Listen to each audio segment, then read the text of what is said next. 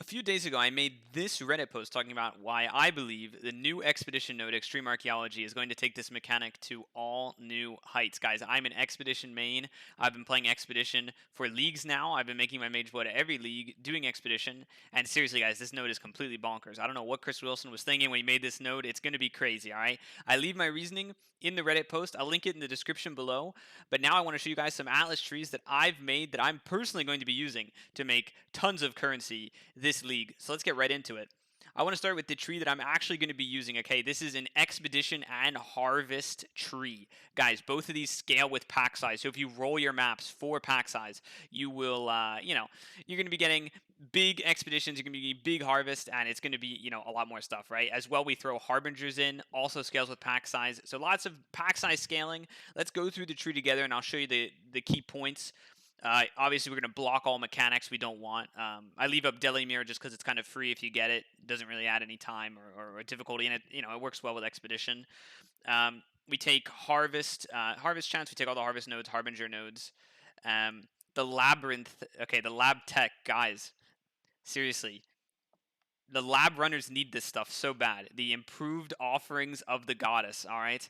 I remember in Crucible League, these things were seriously expensive because nobody's running this at all. Probably the biggest benefit of this node is that you can see if the trial in your map is going to give you an improved offering or not. So it just gets put in your map. You see if it has an improved offering, and if it does, you run it and you go in and you get your free money, right? So it's a very, very good tech. I had some extra points here to spend, and I really, really like this. I did this last league. I got a bunch of big hits off of it. Seriously, we made big money, guys. And then after that, it's a very standard tree. We go up here, we grab Harvest, Expedition, and Harbingers. We path to the right side, grab Extreme Archaeology. This node is so crazy. I'm so hyped for this node, seriously. We do blue altars here. In my experience, the expected value on blue altars over the course of lots of maps is very high because obviously you have some big potential rolls, right, with the Divine Orb altar. Um, you know, with the Extreme Archaeology node, it's all about time efficiency, doing as many maps as possible. That's what you guys should be focusing on anyway if you're trying to make lots of money. So I think over a long period of time, this does actually pay a lot better than the red altars. So this is the tree that I'm going to be personally using, once I'm geared and in reds, and I'm ready to start, farming my mage. But this is probably, the tree that I'm going to be using. But I created some other trees as well. For example, this tree, because I've heard some kind of naysayers on Reddit and people kind of discussing the new node because obviously Expedition is looking super spicy this league. Lots of people are talking about it, and some people have pointed out that the problem with Extreme Archaeology is that you blow up all the remnants in a single explosion, so all the monsters are going to get all of the remnant buffs, which means more rewards but also more difficulty. If you're playing kind of a weaker build or an off-meta build, or you don't have a build that's really meant to do this kind of thing, I've made this tree that should make the encounters significantly easier. And there's two main techs here I want to look at. The first tech I want to look at here is I've included some shrine points. Shrines are going to make your maps faster anyway because your character is just going to be stronger. But then on top of that, it should help you clear these expeditions a lot faster because your character is that much stronger. So it's just faster, easier, and more comfy mapping. So I really like that. And then as well, we pat down here and we grab the Ancient Decay node, which sets all monsters to 80% life when the encounter starts. But then the crazy part is this stacks with Extreme Archaeology. So, guys, the monsters are only going to be 70% health from the beginning. And if you combine that with the extra power from the shrines, I really think these encounters are going to be honest. I'm going to be honest, guys. I think some people are seriously over exaggerating the difficulty here. But if you're really nervous, I think this tree is great for those characters that might struggle.